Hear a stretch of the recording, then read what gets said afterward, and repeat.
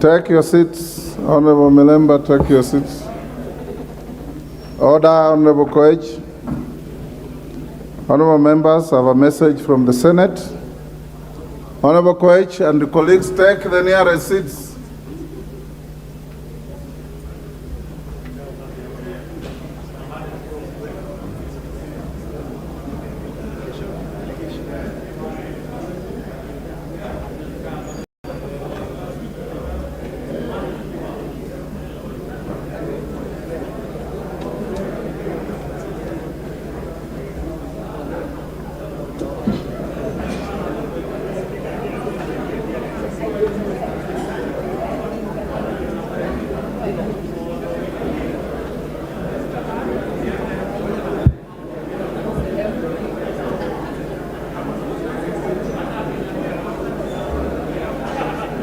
Order.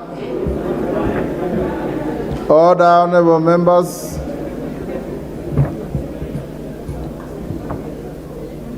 Honorable members, as a message from the Senate, the passage of 3 Senate bills. Honorable members, pursuant to Standing Order 41-1 of the National Assembly orders, I wish to report to the House that on 19th June 2023, I received 3 messages from the Senate regarding passage of the following Senate bills. 1, the Equalization Fund Appropriation Bill, Senate Bills number 3 of 2023. 2, the County Vocational Education and Training Bill, Senate Bills number 3 of 2022. Order, honorable members. Order. And 3, the County Allocation of Revenue Bill, Senate Bills number 16 of 2023. Honorable members, the first message relates to the passage of the Equalization Fund Appropriation Bill, Senate Bills number 3 of 2023, published via Kenya Gazette Supplement number 7 of 31st January 2023. The bill seeks to authorize the issuance of a sum of money out of the Equalization Fund and its application towards the service of the year ending 30th June 2023 and to appropriate the said sums for certain public basic services in marginalized zones. In the message, the Senate on Tuesday, 6th June 2023 considered and passed the Equalization Fund Appropriation Bill, Senate Bills number 3 of 2023 without amendments. Honorable members, the second message relates to the passage of the County Vocational Education and Training Bill, Senate Bills number 3 of 2022, published via the Kenya Gazette Supplement number 162 of 26 October 2023. The bill seeks to provide a framework for the establishment of systems for the administration of training in vocational education and training within the county. The message conveys that on Tuesday, 6th June 2023, the Senate considered and passed the County Vocational Education and Training Bill, Senate Bills number 3 of 2022 without amendments. The third message, honorable members, relates to the passage of the County Allocation of Revenue Bill, Senate Bills number 16 of 2023, published via Kenya Gazette Supplement number 52 of 27th April 2023. The County Allocation of Revenue Bill, Senate Bills number 16 of 2023, seeks to provide for the equitable allocation of revenue raised nationally among the county governments for the financial year 2023-24, as well as define the corresponding responsibilities of the national and county governments in connection to the said allocation. The message conveys that on Thursday, 15th June 2023, the Senate considered and passed the County Allocation of Revenue Bill, Senate Bills number 16 of 2023 with amendments. Honorable members, having considered and passed the 3 bills, the Senate now seeks the concurrence of the National Assembly on each of the bills, pursuant to Article 110 and 111 of the Constitution, and Standing Orders 46-1 and 116 of the Senate Standing Orders. The Standing Orders require the Speaker to cause a bill received from the Senate to be read a first time upon conveyance of its message. In this regard, you will notice that the two bills have been listed for first reading in the order paper for this particular sitting. After being read a first time, the bills will stand committed to respective committees as follows. The Count Allocation of Revenue Bill, Senate Bills number 16 of 2023, and the Equalization Fund Appropriation Bill, Senate Bills number 3 of 2023, will stand committed to the Budget and Appropriations Committee for consideration, and the County Vocational Education and Training Bill, Senate Bills number 3 of 2022, stands referred to the Departmental Committee on Education. You will agree with me that the two bills, the Equalization Fund Appropriation Bill, Senate Bills number 3 of 2023, and the Count Allocation of Revenue Bill, Senate Bills number 16 of 2023, relate to the budget process. In this regard, they ought to be prioritized for consideration.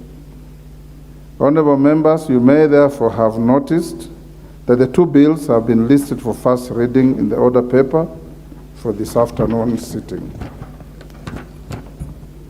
Owing to the urgency of the two bills, I urge the committee to prioritize the bill in its agenda and report to the House as soon as is practicable. The reports shall guide the House with respect to the next stages and prioritization of the two bills. The House is accordingly guided. I thank you.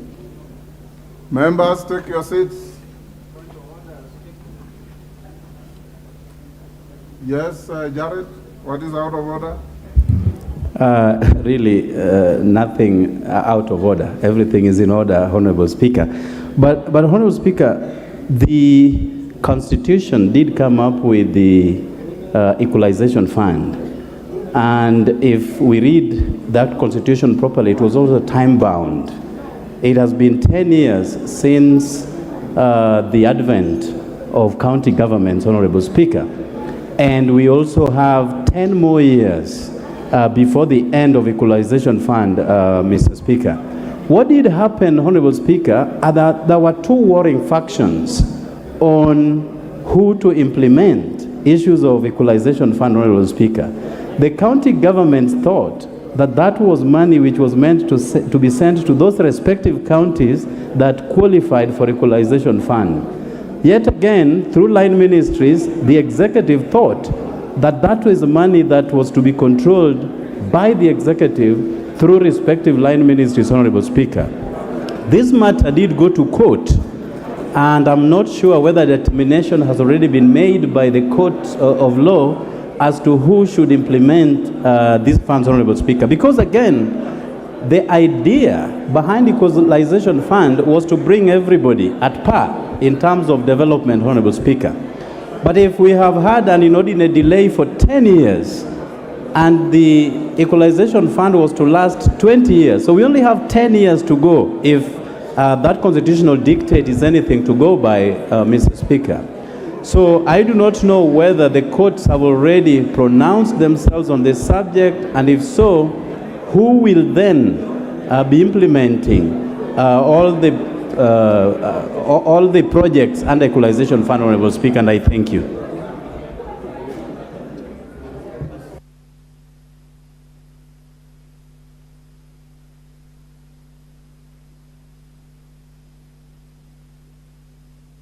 Thank you, Honorable. Order, Honorable members. Order. Order. I can fully appreciate the levels of excitement in the House. Honorable Jared Okello has raised a very important point. Equalization Fund, for those of us who participated in the drafting and promulgation of the 2010 Constitution, was never meant to be a devolved fund. It was never meant to be a devolved fund.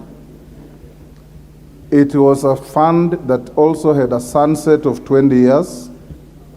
10 years have gone without the money being put to any use because of the ping pong between this House and the Senate.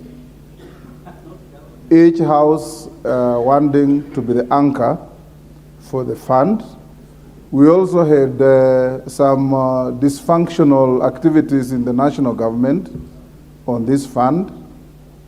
It was originally meant to benefit counties that were presumed and believed to be marginalized, particularly in the northern Kenya. Eventually, it was decided by this House and the Senate and the CRA that the fund will be applied to pockets of marginalization in all counties of the country as they were identified. In fact, the area of focus became the sublocation. So they have spread the money so thin across the country, from Nairobi to Mandera, from Nairobi to Turkana, from Nairobi to Homa Bay to Migori, to everywhere. So now that the fund is available and you have only 10 years to go, I want to encourage this House, because this is a national government fund, to ensure that once this bill is passed and ascended through, you have this money go to the ground to benefit the marginalized people. You also know that under the Constitution, and Senior Amolo can bear me in this, we defined which areas of intervention this fund was to go to. It was not to go to anything and everything, but I get the impression that it has now been whittled down to go to anything and everything, which again, as a House, you have a duty to ensure that marginalization means marginalization, and the marginalized means the marginalized, and not everybody else. Thank you, Kello. On the same issue, yes, Junet?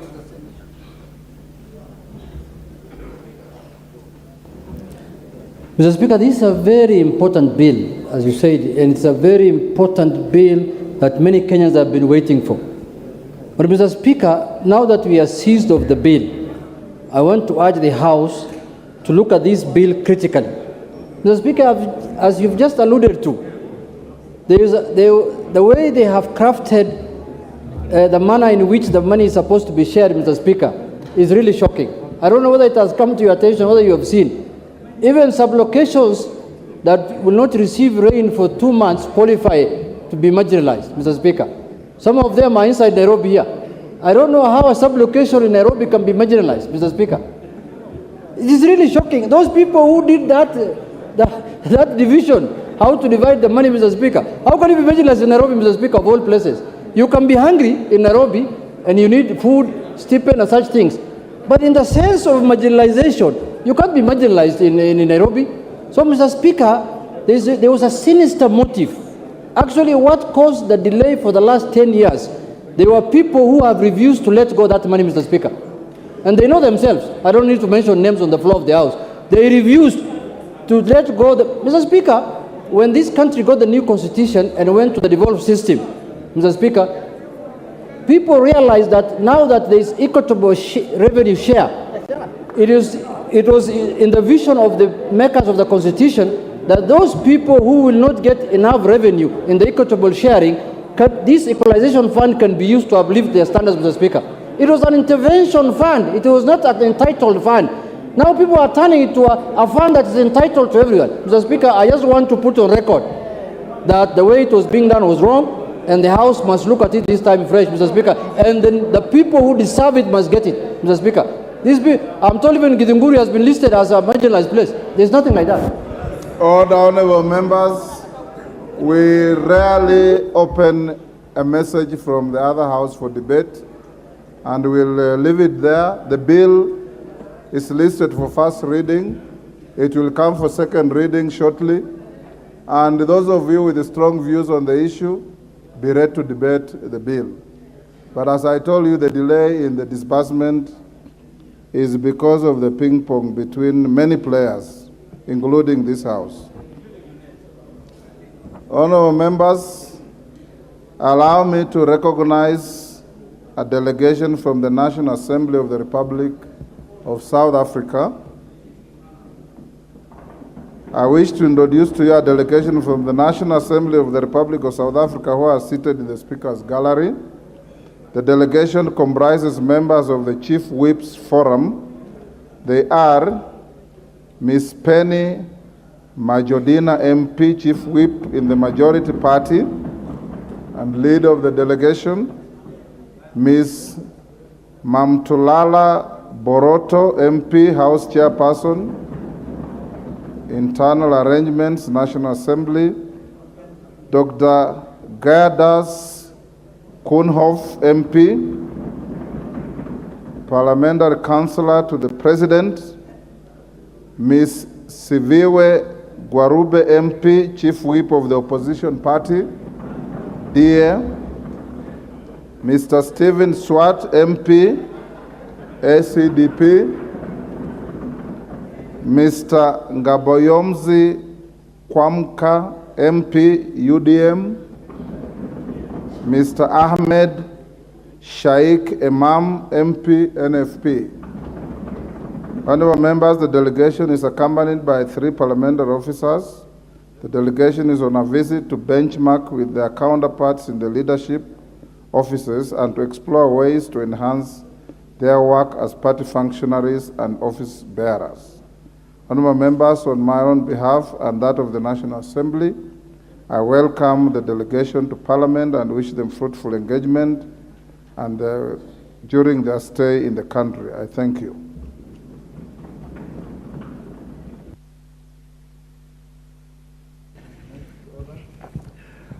Order number 4, papers. Order number 4, petitions.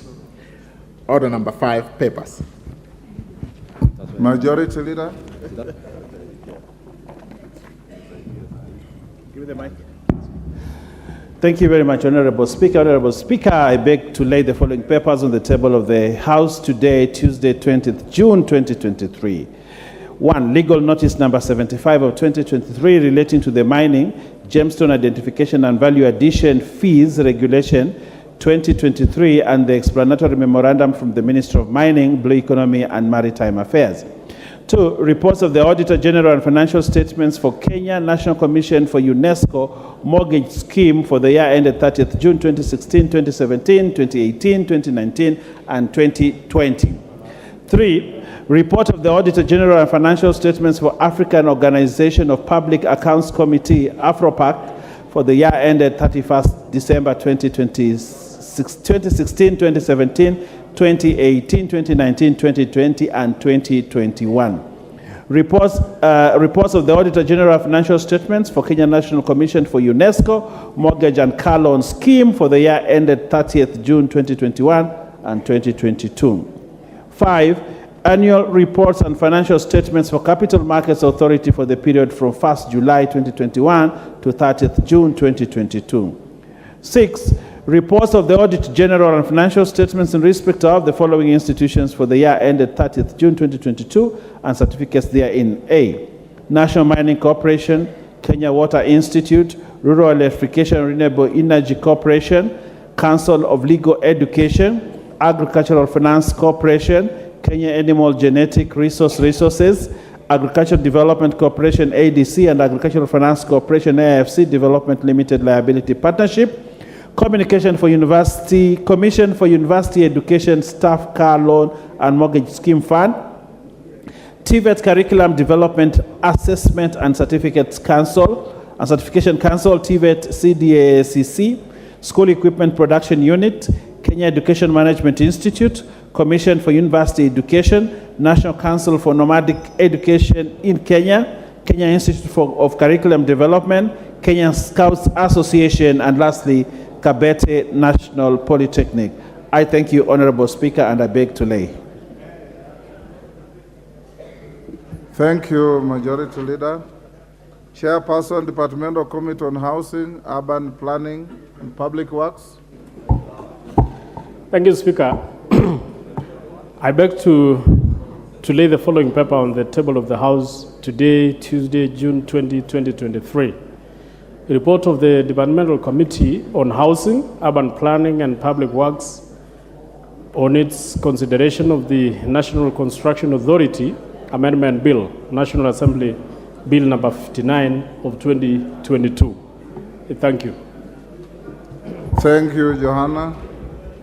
The Chairperson, Public Investments Committee on Governance and Education.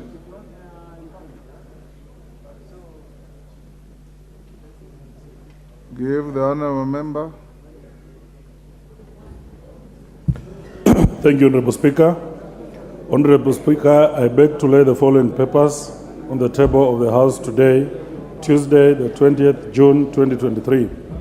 Number one, first report of the Public Investments Committee on Governance and Education on its consideration of the report of the Auditor General on the financial statements of state corporations, regulatory and governance agencies for the financial years 2018-2019, 2019-2020, and 2020-2021, and two, second report of the Public Investments Committee on Governance and Education on its consideration on the report of the Auditor General on the financial statements of state corporations, training colleges / institutions for the financial years 2018-2019, 2019-2020, and 2020-2021. I beg to lay, Honourable Chair. Thank you. Chairperson, Budget and Appropriations Committee. Ndindi Nyoro. Thank you very much, Honourable Speaker. Honourable Speaker, I beg to lay the following paper on the table of the House today, Tuesday, 20th June 2023. Report of the Budget and Appropriations Committee on its consideration of the second supplementary estimates for financial year 2022-2023. Thank you very much, Honourable Speaker. Next order. Order number 6, notices of motion. Chairperson, Public Investments Committee on Governance and Education. Thank you, Honourable Speaker. Honourable Speaker, I beg to give notice of the following motion, that this House adopts the report of the Public Investment Committee on its consideration of the report of the Auditor General on the financial statements of state corporations, training colleges / institutions for the financial year 2018-2019, 2019-2020, and 2020-2021, laid on the table of the House Tuesday, 20th June 2023. Thank you. Next, Chairperson, Budget and Appropriations Committee. Thank you very much, Honourable Speaker. Honourable Speaker, I beg to move that pursuant to the provisions of Standing Order 120, that this House resolves to reduce the publication period of the Appropriations Bill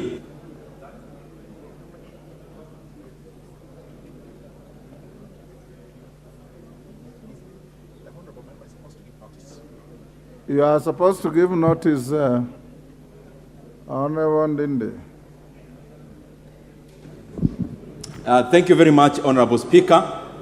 Honourable Speaker, I beg to give notice of the following motion, What time do you want me? that this House adopts the report of the Budget and Appropriations Committee on the second supplementary estimates for financial year 2022-2023, laid on the table of the House on Tuesday, 20th June 2023, and pursuant to the provisions of Article 223 of the Constitution and Standing Order 243, 1, approves an increment of the total recurrent expenditure for financial year 2022-2023 by Kenya shillings 9,515,817,997 shillings in respect of the votes as contained in the schedule.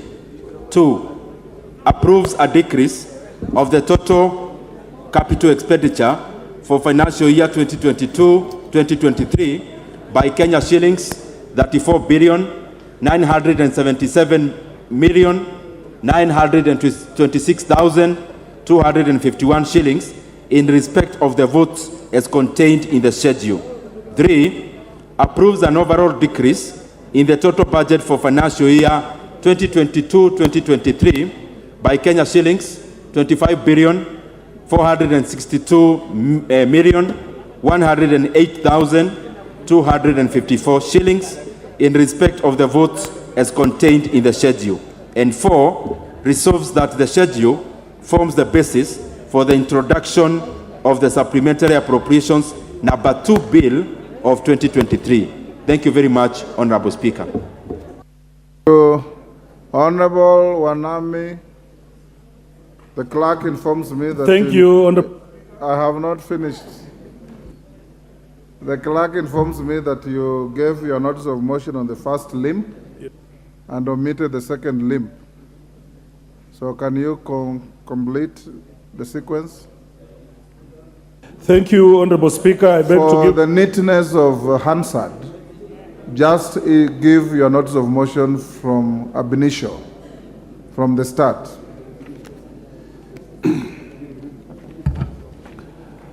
Honorable Speaker, I beg to give notice of the following motion, that this House adopts the report of the Public Investment Committee on its consideration of the report of the Auditor General on the financial statements of state corporations, regulatory and governance agencies for the financial year 2018-2019, 2019-2020, and 2020-2021 laid on the table of the House on this Tuesday, 20th June 2023. And the second motion, Honorable Speaker, I beg to give notice of the following motion, that this House adopts the report of the Public Investments Committee on its consideration of the report of the Auditor General on the financial statements of state corporations, training colleges, and institutions for the financial year 2018-2019, 2019-2020, and 2020-2021, laid on the table of the House on Tuesday, 20th, 2023. Thank you, Honorable Speaker. Thank you, Honorable Mboka. Honorable members, allow me to acknowledge in the speakers and public gallery the following schools: Chogoria Boys from Mara, Tharaka Nithi;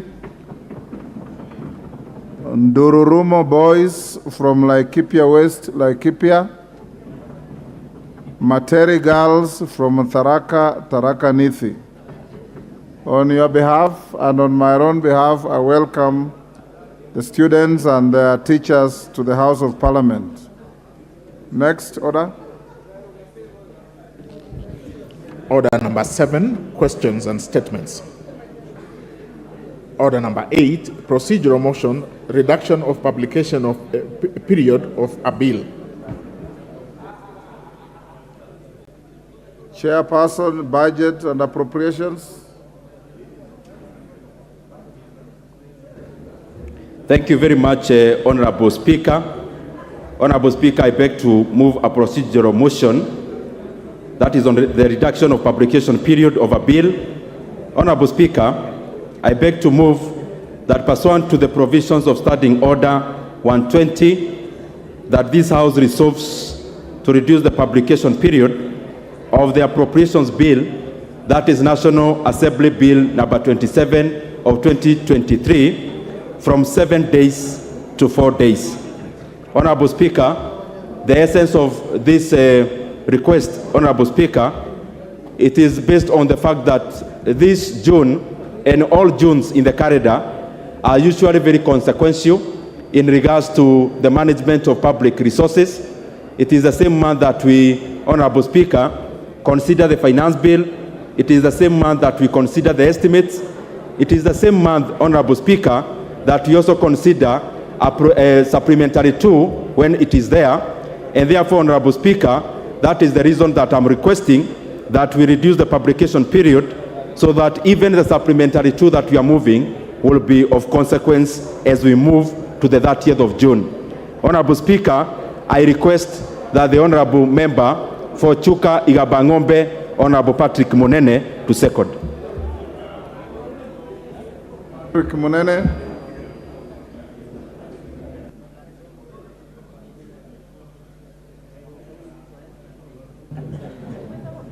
Thank you, Mr. Speaker. Mr. Speaker, I stand to second the motion, second the mover, that we shorten the publication period for this bill Mr. Speaker, I wish first to thank the Budget Committee and all members of this House. It has really been a busy time for this Parliament, having to go through the budget estimates, now looking at the finance bill. Mr. Speaker, as we come to the close of the financial year in June, there are so many things to be done, Mr. Speaker. There are so many things we need to address as a country. So, Mr. Speaker, based on these things, I wish to support the mover that we need to shorten the publication period of this important bill so that we can allow it to go through the House and the country to move on, Mr. Speaker, as we close the financial year. Finally, Mr. Speaker, on behalf of Tharaka Nithi County, I wish to welcome Chogolia girls and Materi girls in this House. Thank you, Mr. Speaker. Thank you, Honorable Munene. If I were you, I would have extended the welcome to all the 3 schools. Honorable members, I now propose the question, which is that pursuant to the provisions of Standing Order 120, this House resolves to reduce the publication period of the Appropriation Bill, National Assembly Bill number 27 of 2023, from 7 days to 4 days. Honorable members, I now put the question, which is that pursuant to the provisions of Standing Order 120, this House resolves to reduce the publication period of the Appropriation Bill, National Assembly Bill number 27 of 2023, from 7 days to 4 days. As members of that opinion say aye. Aye. Will those of the contrary opinion say nay? The ayes have it. Next order. Order number 9, the Appropriation Bill, National Assembly Bill number 27 of 2023, first reading. A bill for an act of Parliament to authorize the issuance of a sum of money out of the Consolidated Fund and its application towards the service of the year ending on the 30th June 2024, and to appropriate that sum and a sum voted on account of by the National Assembly for certain purposes, services and purposes, public services and purposes. Order number 10, the County Allocation of Revenue Bill, Senate Bill number 16 of 2023, first reading. A bill for an act of Parliament to provide for the equitable allocation of revenue raised nationally and among the county governments for the 2023-2024 financial year, the responsibilities of the national and county governments pursuant to such allocation and for connected purposes. Next. Order number 11, the Equalization Fund Appropriation Bill, Senate Bills number 3 of 2023, first reading. A bill for an act of Parliament to authorize the issue of a sum of money out of the Equalization Fund and its application towards the service of the year ending 30th June 2023, to appropriate that sum for certain public basic services and for connected purposes. Order number 12, the Appropriation Bill, National Assembly Bill number 27 of 2023, second reading. Yes, Honorable Ndindi Nyoro. How are you? Thank you very much, Honorable Speaker. Honorable Speaker, I beg to move that the Appropriations Bill, that is, I beg to move the Appropriations Bill, National Assembly Bill number 27 of 2023, Honorable Speaker. Be now read a second Be now read for a second time. Thank you very much. So go ahead. Thank you very much, Honorable Speaker. The essence of this bill that we are moving. Order, Honorable Ndindi. Honorable members, the bill being moved by the Chair of Budget will be allocated no more than 45 minutes. After he moves and is seconded, I'll give an opportunity to the minority and majority leaders, and if need be 1 or 2 more, then we we move to order number 13. I'm doing this for the simple reason that the bill is a replica of what you did in the Committee of Ways and Means in the House, and it has no new material that would require extensive debate. But I will see how it goes. I want you to go to Finance Committee latest by 4. Dindi Nyoro, go, proceed. Thank you very much, Honorable Speaker, for that chance. And for the neatness of the answer, Honorable Speaker, allow me to do it again. That, Honorable Speaker, I beg to move that the Appropriations Bill, that is National Assembly Bill number 27 of 2023, be read for the second time. Honorable Speaker, the reason why we are introducing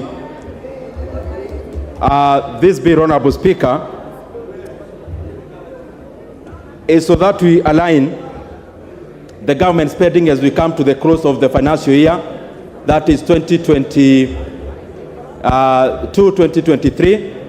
And Honorable Speaker, I really want to thank the members of the Budget and Appropriations Committee and the relevant departmental chairs, because they rose up to the occasion and we were able to consider the contents of this bill over the weekend, culminating, Honorable Speaker, to what we were doing even as early as this morning.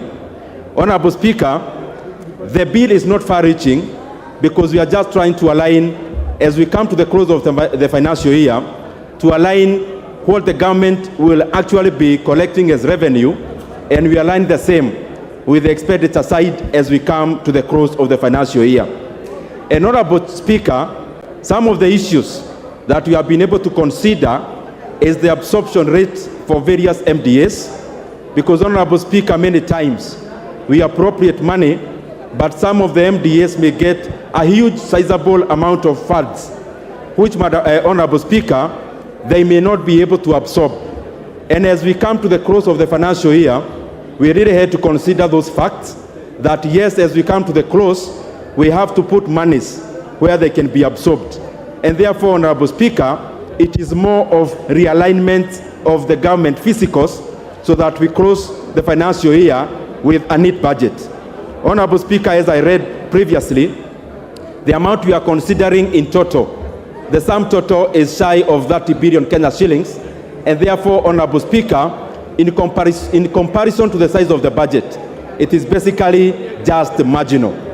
Honorable Speaker, some of the areas that we have considered for increment, and Honorable Speaker, I would beg, if it's possible, the members can consult in low tones.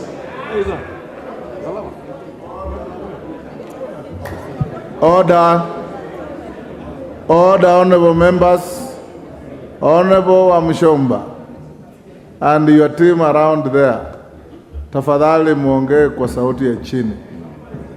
You are disrupting the flow of thought of the member on his feet.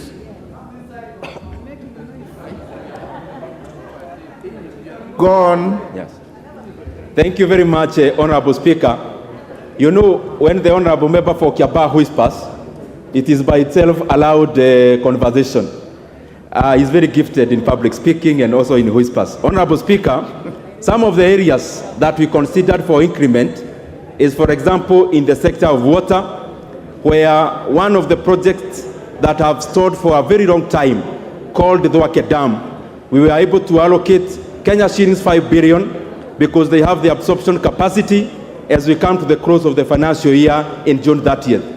Honorable Speaker, we have also been able to align a few things in irrigation, in water sector, in ICT, in security, and several other MDAs in regards to the supplementary estimates number 2. But as I come to the close, because I know we also have very many businesses today that we need to put our thought into and our voice into, I do not wish to belabor the point. But because I have the mic, Honorable Speaker, and some of the things that we said, and especially when we were considering the estimates for 2023-2024, majority of the members of this House were not here, allow me, because we are still in the budget process, to highlight below, Honorable Speaker, that even as we consider the supplementary estimates, Honorable Speaker, in the year 2022-2023, through the budget that we read of 3.679 trillion Kenya shillings, there are very important things, Honorable Speaker, that I wish to bring to the attention of the members, and especially because by the time we were moving, majority of us, Honorable Speaker, we are already engaged in other things. Honorable Speaker, in the money that we appropriated, and I want the honorable members to listen, over and above appropriating a huge budget to education, we also appropriated, Honorable Speaker, the money that we are taking to Higher Education Loans Board. We doubled that allocation from 15 billion Kenya shillings to 30 billion Kenya shillings. We were able, Honorable Speaker, to allocate monies for hiring of 8,000 fresh graduates to government internship program, where these 8,000 interns will be paid a stipend of 25,000 Kenya shillings. Honorable Speaker, in the same budget of 2023-2024, Honorable Speaker, we were also, Honorable Speaker, able to allocate monies, Honorable Speaker, to NGCDF, Kenya shillings, 10 billion Kenya shillings, where every constituency here will be getting Kenya shillings 25 billion to Kenya shillings 25 million to Kenya shillings 40 million every financial year. Honorable Speaker, as we move the appropriations bill, which incorporates whatever we were discussing last week, Honorable Speaker, it is important for members to understand that. I only highlighted the issue of the supplementary because it will be coming along, but the bill we are moving, Honorable Speaker, is for the appropriations bill in regards to the debate that we had last week. Honorable Speaker, I wish to request that Honorable Tongoyo seconds this motion. Tongoyo.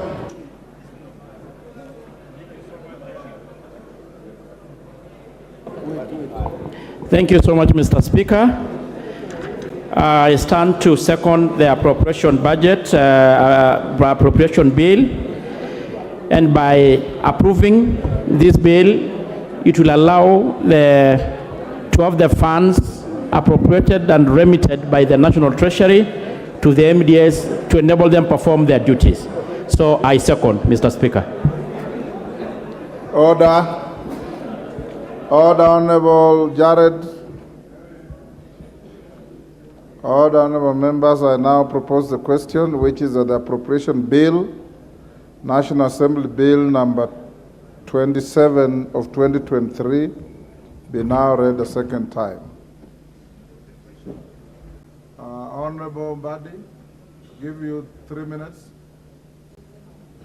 Thank you, Mr. Speaker. Mr. Speaker, unfortunately, I was not present when Committee of Ways and Means were deliberating on various vote heads. But, Mr. Speaker, allow me, in the shortest time that you have allocated me, to highlight just a few things. Mr. Speaker, I'm worried about this budget. So worried, because, Mr. Speaker, when President Ruto took power, he said that he was going to reduce the budget of 2022-2023 by 300 billion shillings. That did not happen, and instead, what we are seeing today is an increase in the budget from the 2022-2023 budget to 2023-2024, an increase of 544 billion shillings, Mr. Speaker. The total budget is rising from 3,055 billion to a total of 3,599 billion, Mr. Speaker. That is without considering the debt rollover. Mr. Speaker, if you look at this budget, and it is broken down into total executive expenditure, parliament, judiciary, and other CFS, the financing of this budget is going to be a challenge, Mr. Speaker, because this country is deluding itself that we can raise ordinary revenue from 1,917 billion in the current financial year to 2,571 billion in the next financial year. That is an increase of 653 billion shillings, Mr. Speaker.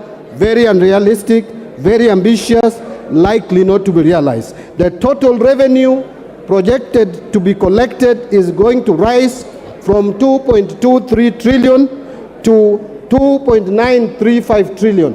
That's an additional 705 billion. Even with the crazy taxation measures that have been proposed in this House, you can still not realize an increase in collection of revenue to the tune of 700 billion in one single financial year. Mr. Speaker, I know that the average increase in revenue collection has been averaging around 300 billion.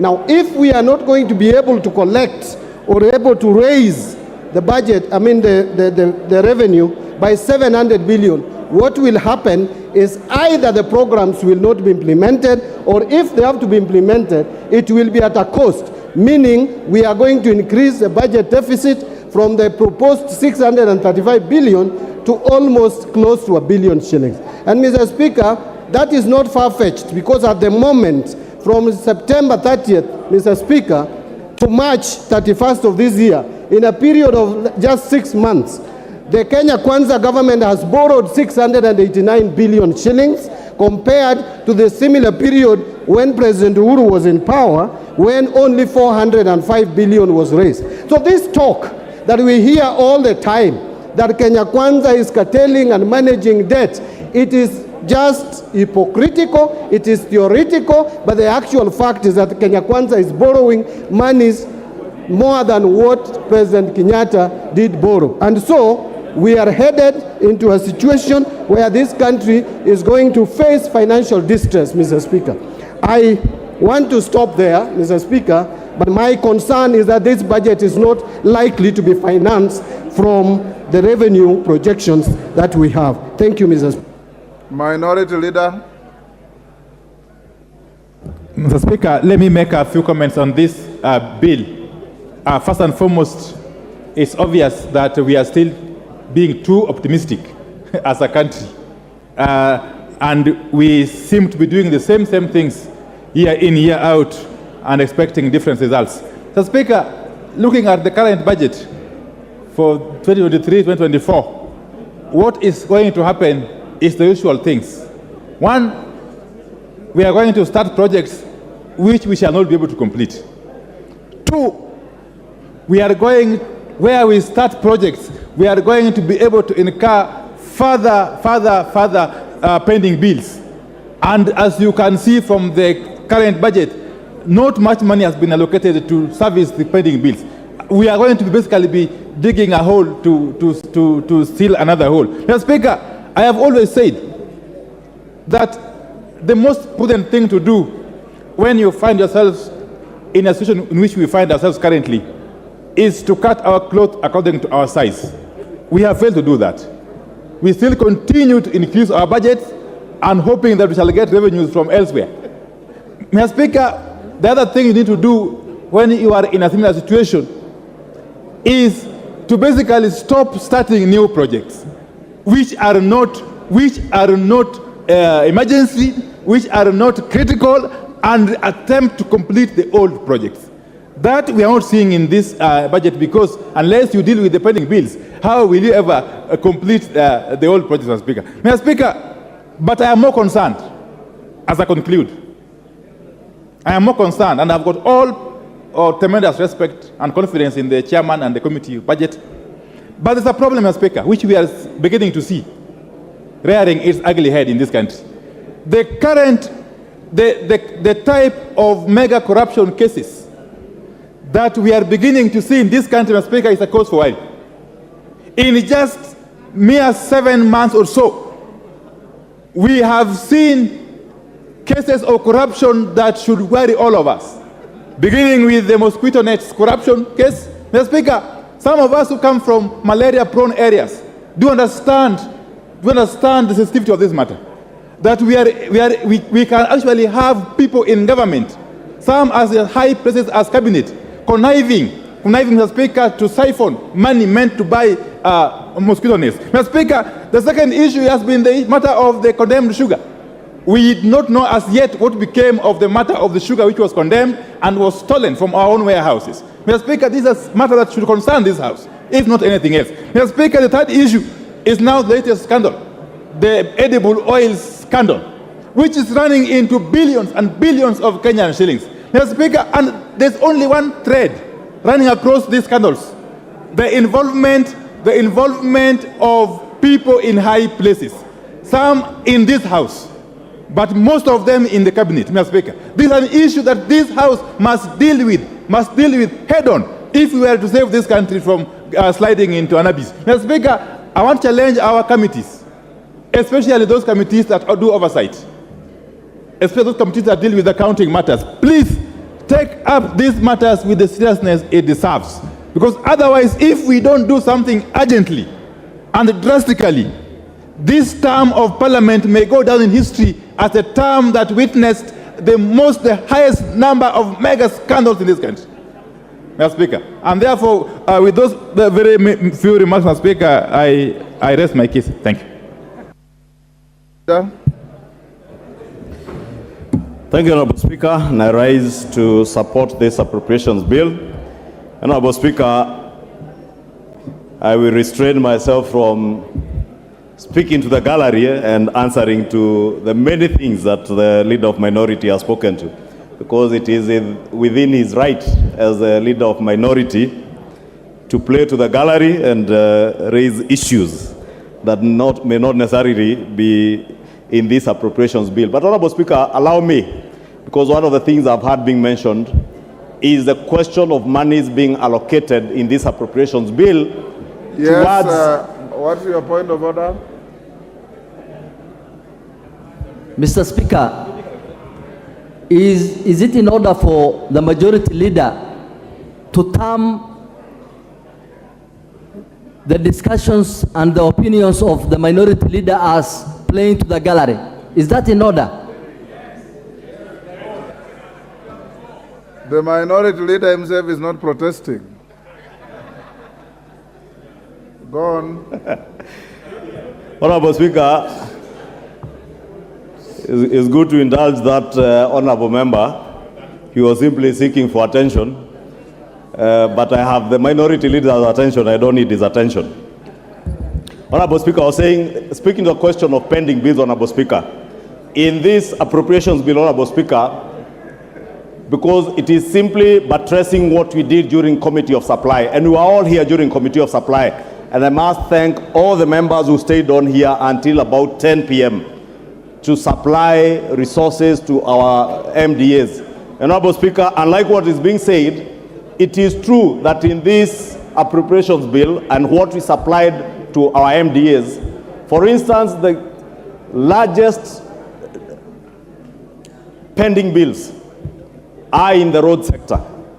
And indeed, all these members in this House, Honourable Speaker, will tell you, in each of our constituencies, we have either a road that was to start that is yet to start, or a road that had started but stalled because of pending bills, Honourable Speaker. And the quantum of those pending bills, if members care to listen to the chairman of the Budget Appropriations Committee, was a quantum of close to 1 trillion shillings. That means half of the resources we will generate in terms of ordinary revenue could only go towards settlement of pending bills in the road sector, Honourable Speaker. But amidst all the constraints that we have with our resources, Honourable Speaker, the Budget and Appropriations Committee, and indeed the House last week in supplied a quantum of 250 billion shillings to the road sector to help start dealing with the question of pending bills in the road sector. And indeed, Honourable Speaker, you will see with time, as at when exchequer releases begin, hopefully after the month of July, Honourable Speaker, if we agree with the chair of the Finance Committee and finish with the Finance Bill third reading today, or in the course of the day tomorrow, Honourable Speaker, and we are able to generate adequate revenues to be able to unlock the question that the leader of minority rightly says, that we have a huge problem of pending bills. That 250 billion shillings to the road sector is not enough. even after rationalizing all those roads projects that have been committed to, the figure came to about 730 billion.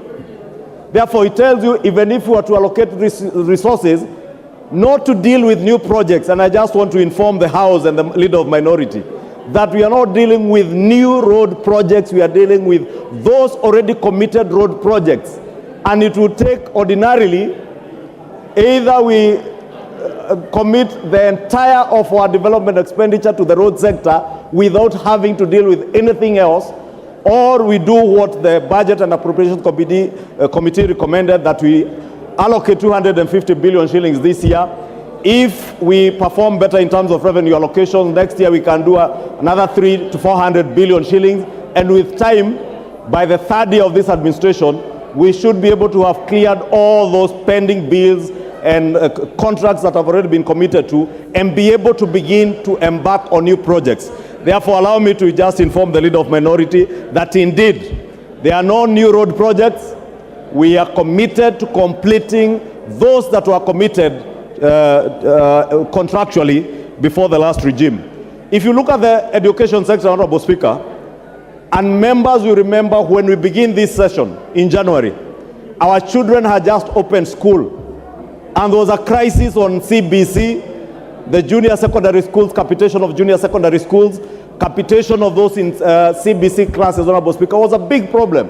But in this appropriations bill, we are appropriating a whopping 630-something billion shillings going to the education sector to ensure that CBC is not just something we are talking about, but something that we are actualizing and committing resources to.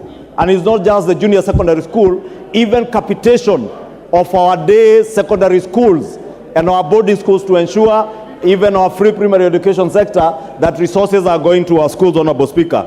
Honorable Speaker, there is also money that has been appropriated to the social services sector. And you have seen in the press recently, Honorable Speaker, as much as our media houses have a quarrel to pick with us, and therefore they will go to great lengths to demonize what is not being done or what is supposed to be done, and they will eloquently carry out investigative series on how many octogenarians have not received their cash transfer schemes, but I never see them cover when they are receiving this money.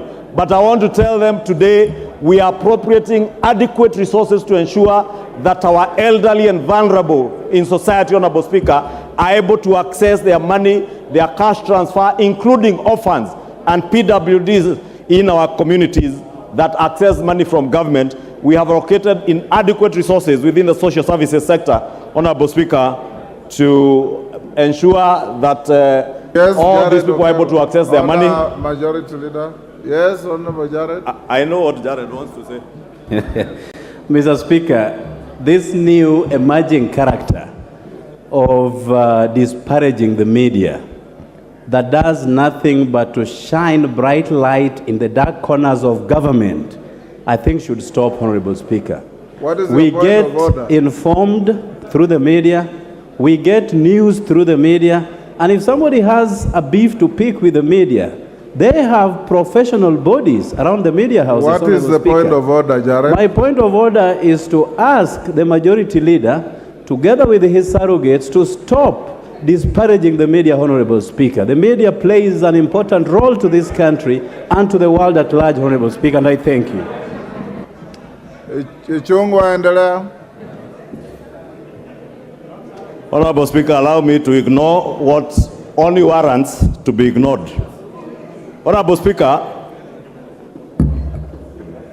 in this appropriations bill, in conclusion, Honorable Speaker, we have allocated immense resources to our own pet subject of CDF.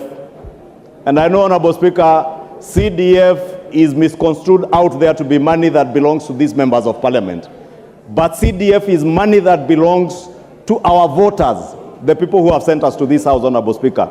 And the resources that have been devoted to CDF this financial year, Honorable Speaker, will not only go to supplement what has been devoted through the Ministry of Education, that 630 billion shillings going to the Ministry of Education, but also to supplement our bursary schemes, Honorable Speaker, in our constituencies, to ensure that the children who have been committed to schools, who are getting school capitation, that school capitation is not adequate and is not enough. Those children need school bursaries. Honorable Speaker, we are talking about digital hubs in our constituencies.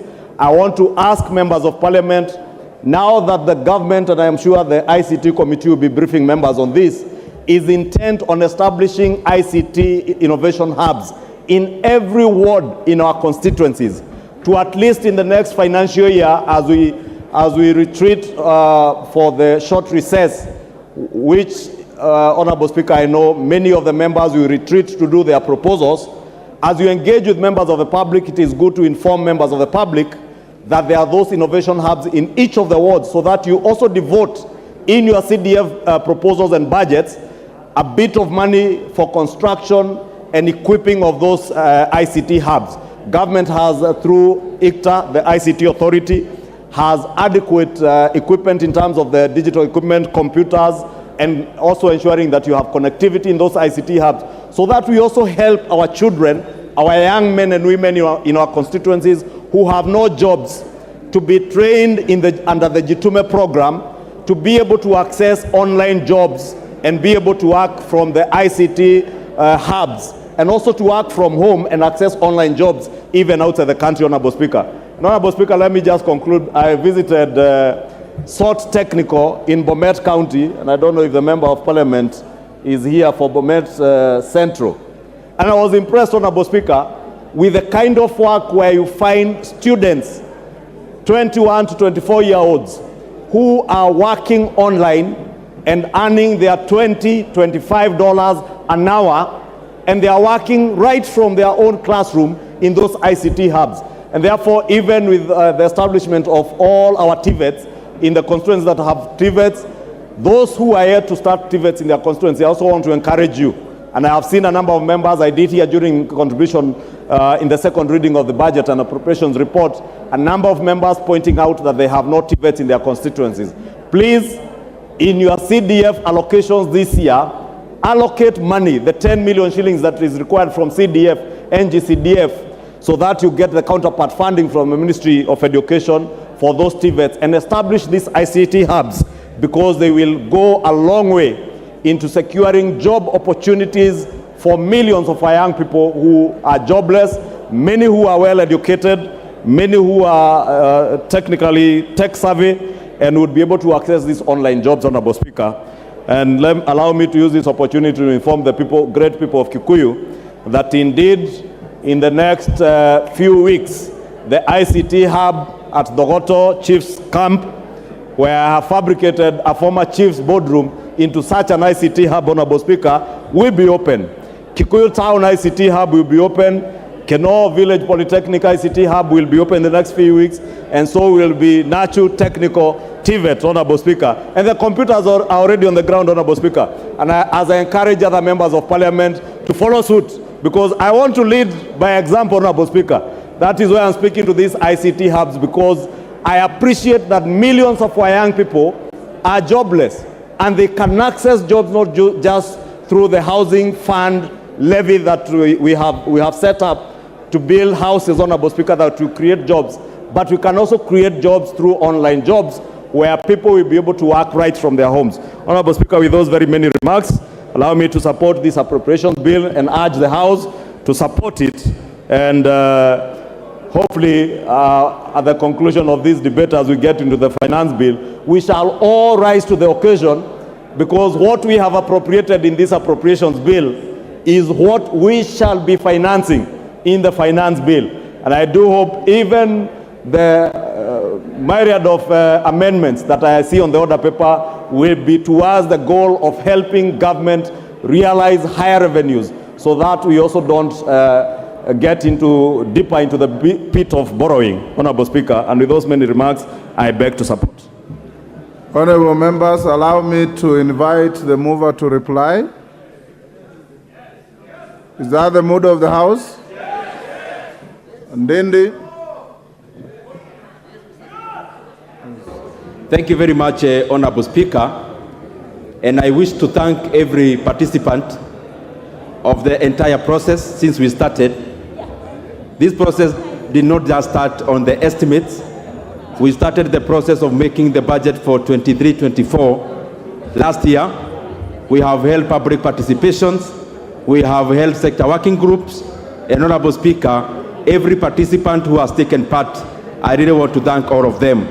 Just to recap in a minute, Honorable Speaker, and just to put the record straight, because I see so many figures flying around, the budget that we appropriated money for, and the budget at which, Honorable Speaker, we are debating this bill, is a budget of Kenya shillings, 3.679 trillion Kenya shillings.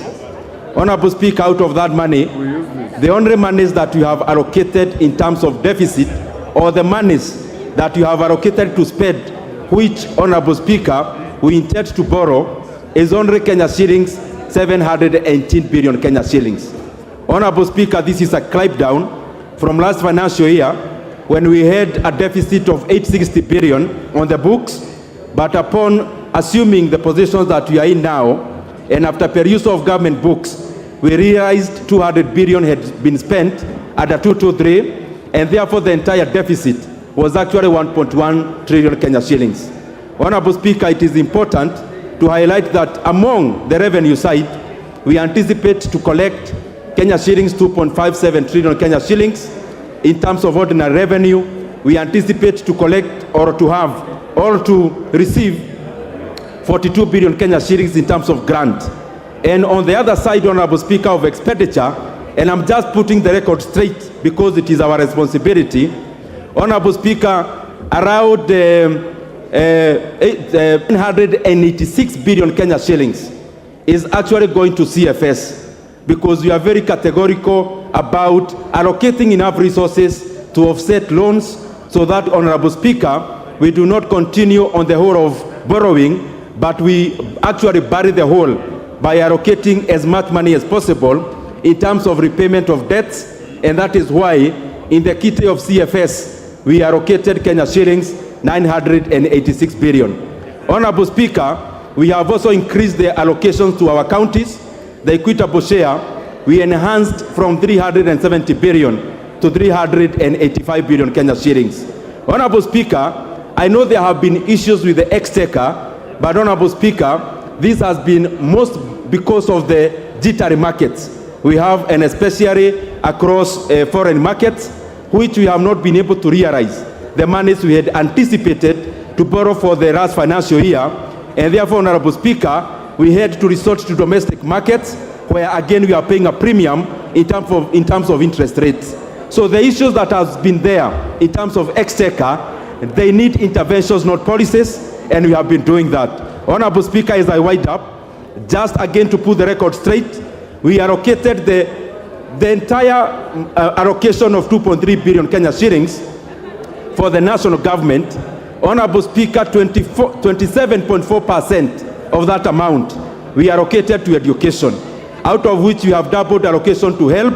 We have also, Honorable Speaker, increased capitation for JSS by 10 billion Kenya shillings, Honorable Speaker. Something else I would want to highlight as I come to the close. All the members here who have constructed KMTCs through NGCDF, there are 21 of them that are not functional. We have allocated 1 billion Kenya shillings into KMTC to hire additional lecturers and staff.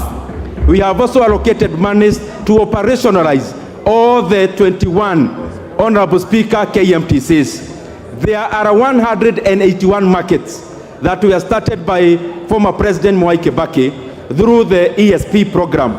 Honorable Speaker, we have allocated 3 billion Kenya shillings for all the entire 181 markets, so that Kenyans can start realizing the utility of those markets. Honorable Speaker, just again for members to be... Yes, Junet. Order. What is the point of order, Junet?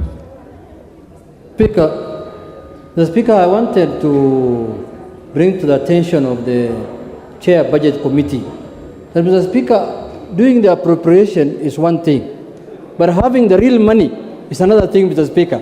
He has sold here a rosy, Mr. Speaker, a heavenly affair that we have given 1 billion to this man, 2 billion to that lady. But Mr. Speaker, what is the level of absorption, Mr. Speaker? Will this money really come to the... He's an optimist, you are a pessimist. That makes the Honorable Speaker, in answering Honorable Junet, as I started the moving of this bill, if you realized, I actually took the first minute to talk about the supplementary estimates too. It was deliberate. It was deliberate to show that there are only marginal changes that you are making to the budget you are exiting. And we also anticipate to have actually almost no changes in the budget of 2023-2024 because we have been very modest, we have been very realistic in the projection of revenues. But as I come to the close, Honorable Speaker, it is good to also highlight that we allocated Kenya shillings, 5 billion Kenya shillings to fertilizer subsidy so that our farmers, and I want to assure the farmers of Kenya from this house, that as we go to the next season, both the small season and the other one, Honorable Speaker, the Kenyan farmers will be buying fertilizer at a cheaper price than they bought last season, Honorable Speaker, because we have allocated enough monies for the subsidy. Honorable Speaker, there are very many other good things that we have allocated in that budget, 250 billion Kenya shillings in terms of roads, and also, Honorable Speaker, an unprecedented amount of figure or funds that will be going to power and especially rural electrification.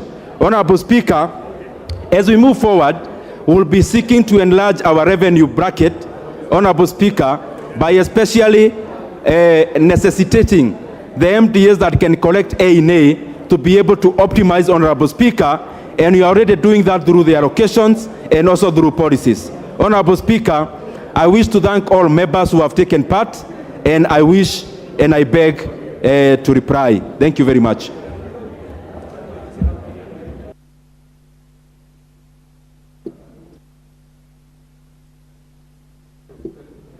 I now wish to put the question, which is the Appropriations Bill, National Assembly Bill number 27 of 2023, be now read the second time. As many as of that opinion say aye. Aye. Those of the contrary opinion say nay.